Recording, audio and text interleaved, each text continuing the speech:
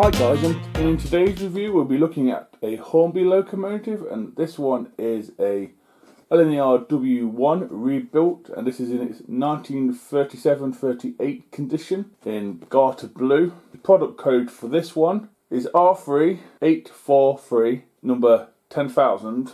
I do have the original built condition of the W1.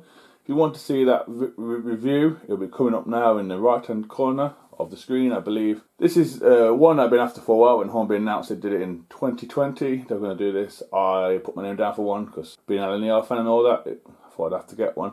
So let's see if it's any good and is it worth the money. So here goes.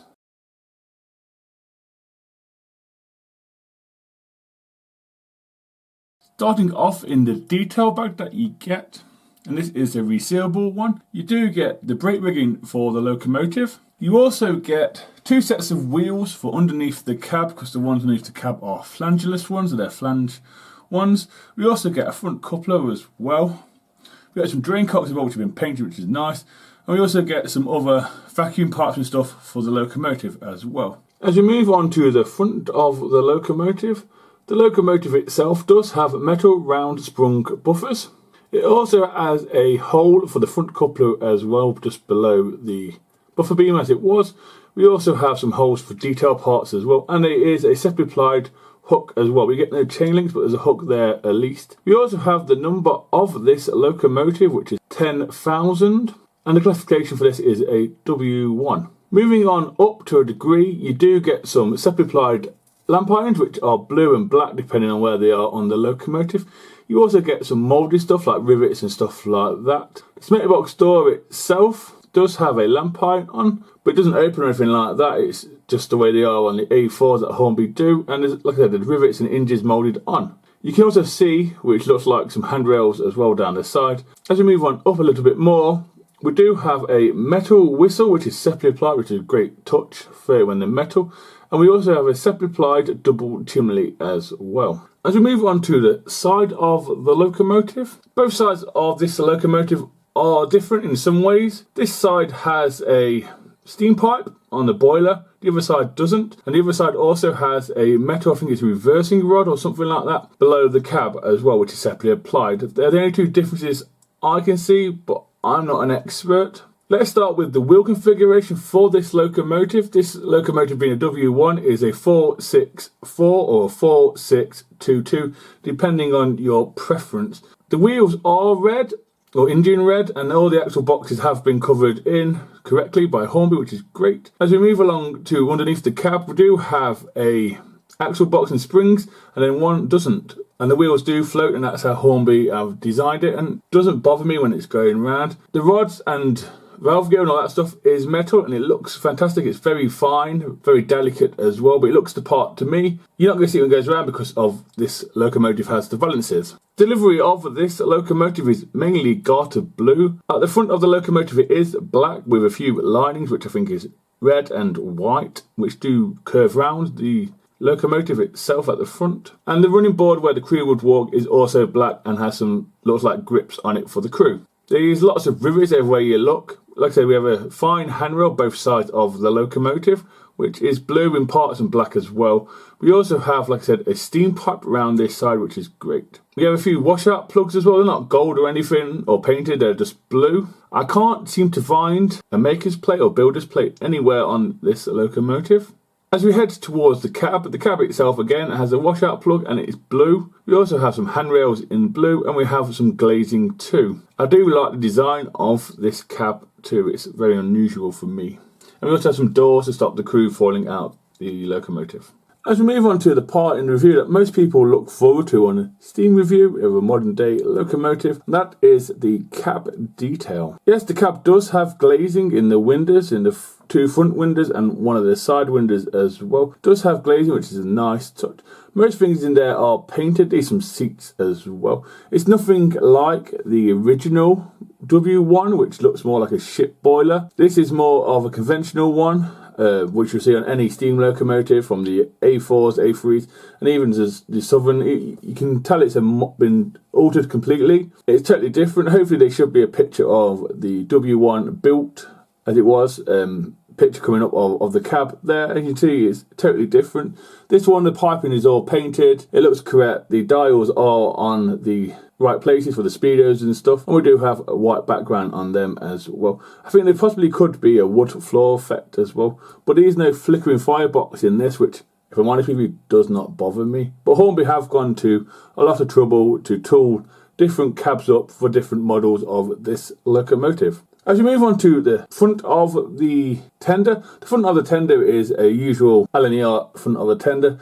Has a chute for coal, has a few cupboards and stuff, and levers for water and brakes and all that sort of good stuff. It is highly detailed from Hornby, and there also is a plate go between the tender and locomotive as well. As we move on to the side of the tender now, both sides of the tender to me are exactly the same. I can't see any differences. I'm not an expert. What we do have, for my opinion, here is in a garter blue livery with the Lner font in the centre of the initials of the Lner, which is crisply applied like all of the details on this locomotive.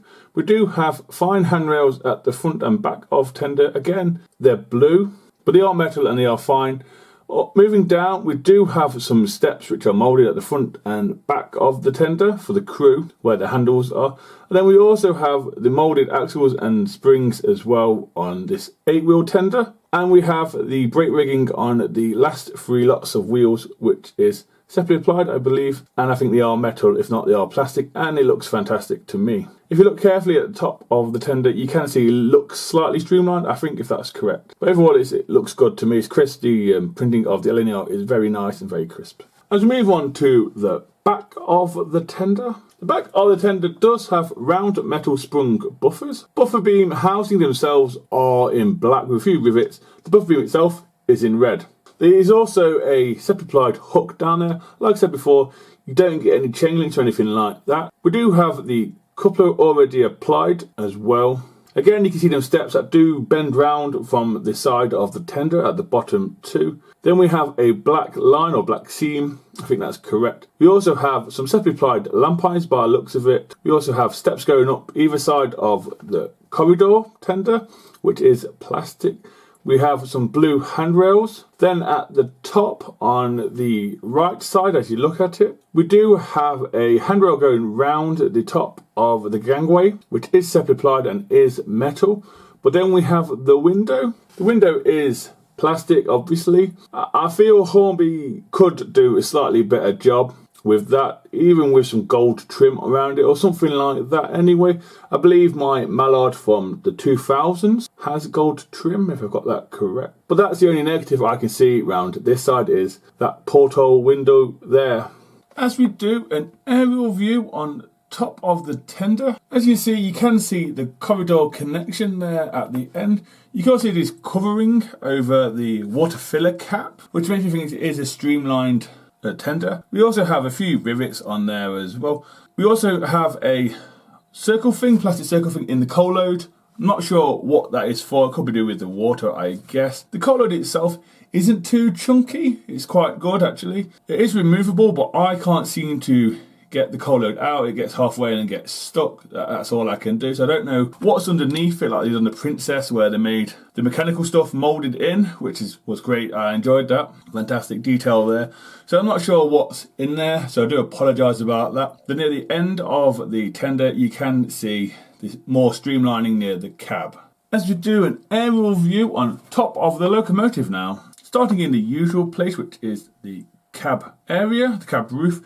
The vents do move, which is great. All of them do move, which is fantastic. At the moment they are closed, but in the photo you will see they're all open. We also have a flat rain duct, well that's what I think it is anyway, at the side of the cab. Lots of rivets as well. We do have, which is interesting, safety valves which are metal, so that's the whistle and the safety valve which are metal, which, yeah, that speaks quality to me. And you can see that V shape that is famous for the A4s, as well as this one now. Like I said, the livery of this locomotive is garter blue. You can see lots and lots of rivets as you look around. The rivets are where the lining should be, I guess. We do have a domeless engine here. You can see the circle of rivets there too. Everywhere you look, there's lots of details. You can also see the handrails as well. Moving on to the front, you can see we have a double chimney, and we also have a metal whistle as well. Like I said before, they are separately applied, and we also can see some lamp irons as well and the buffers. As we do underneath a look at the locomotive now, as you see the wheel configuration a bit more here, which is a 464 or 4622, depending on your preference. This model does have pickups on all 6 driving wheels, and they are a copper strip as well. To take off the base plate, you take off 3 screws that attach the base plate to it, and it comes away pretty easy. Along with that, you get the brake rigging. If you had the brake rigging will come away with the base plate, which is fantastic. You also can see some underframe detail there as well, springs and all the rest on the base plate, which looks great. So it's easily maintained as well, but inside we have the middle driving wheel, which has the cog if you want to oil it or anything like that. We do have brass turned bearings on the 6 driving wheels, which is great. That's fantastic news. We also have copper contacts as well on the base plate for the pickup system, which I like. Moving along, you can see the 2 fixed flangeless wheels underneath the cab. They are there. If you want to change them, they're in the detail bag. Just 2 screws take off, and there we go. Word of advice, if you do plan to take off the shell for any reason, there is a speedo cable attached to the shell from the wheels. I don't have the proper tools to do this, so I haven't bothered doing it. I don't want to break it. So that's the only warning I have. It's not really an easy job. It's quite a nightmare. I've snapped many in the past trying to attempt this. And finally, as we move on to the loco and tender connection, it's the standard Hornby style, which I quite like. Some don't, some do. I quite like this. It's a wire with a plug and screw on the loco and tender, keeps it permanently connected, which is fantastic. That I do like. And Hornby have gone to some trouble there of twisting the wires to make it less dangly, which, yes, is great. We also have copper wires pickups on the 4 lots of wheels on this tender, or 8 wheels. They've all got copper pickups as well, and the brake rigging has been added. There's a few screws take off the base plate, which I think is for sound or chips. I'm not quite sure there. We do have a water scoop as well. Then we get to the end, we have the NAM coupling, swing buffers, and the corridor tender.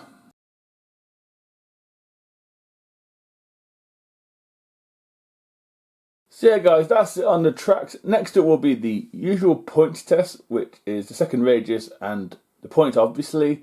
That'll be next because we've got big locomotive. Will it do second radius? Let's find out, shall we?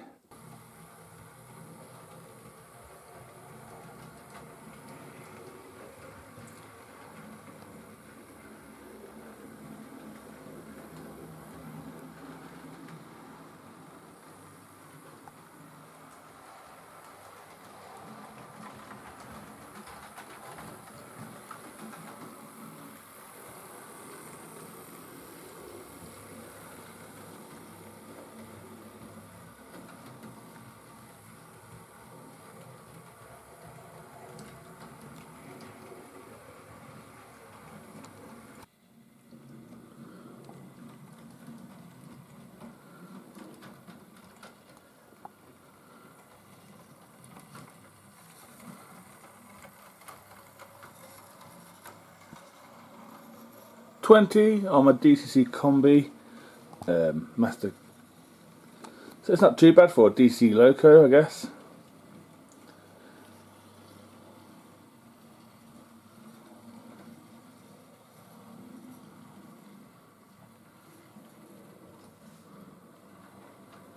So yeah, it managed to points test pretty well if I'm honest with you. 20 is quite a good speed on this controller. And as for second radius, yeah, it surprised me it did it. It's, like I said, quite a big locomotive and it managed it pretty well. Not much of an overhang either. Next will be some slow speed and we'll find it a train to pull.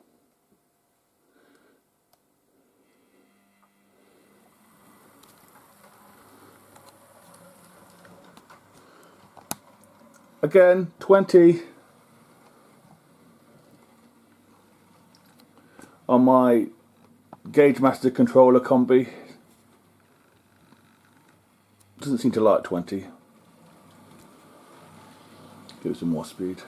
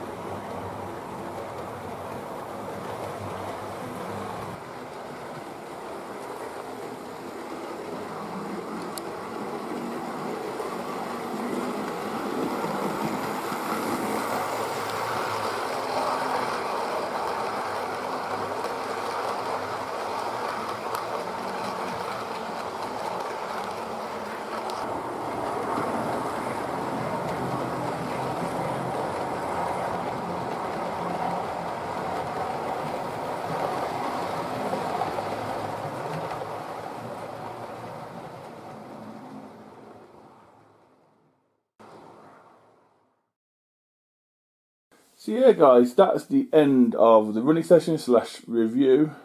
Before I give my opinion, I'll show you what it ran with like I always do, and that's just a mixture of Hornby GRATER coaches through the years. So just a random mix there of GRATER coaches through the years from Hornby. Now time for my opinion on the model, and I must stress it's only my opinion. I bought this model from Lner Model Centre for £219. And for me that's an okay price with the way the world is going. As for the model, there was no issues with the model, there's no quality control issues, it runs perfectly, it's quiet, and it's a good puller as well, even though my board is slightly unlevel in places as you may see in the video. But that's how my board is for now. Like I said, there's no issues whatsoever. All Hornby have gone to a lot of trouble with the model. Both cabs are different. They haven't used any parts of the A4 by looks of it in the body casing. The cab doors or cab side for me is the best part of the model. I do like the way it looks, but overall it's a good model.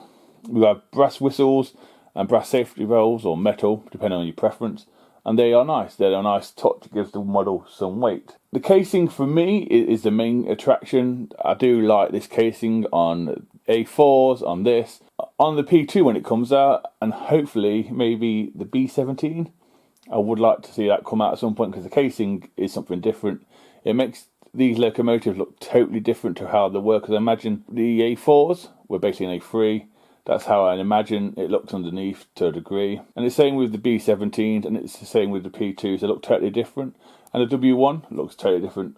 For me, like I said, it's a good price. Hornby have gone to a lot of trouble with the original and the rebuilt models, and even a third model which is between the original and the rebuilt, and that has a smoke lifting cow, I believe it's called, and that's in the middle, like I said, and it makes the front again look different. So Hornby have gone to a lot of trouble and done a lot of research and spent a lot of time on this, and yes, there's a few people out there that have bashed the model on the internet and on the forums and on social media.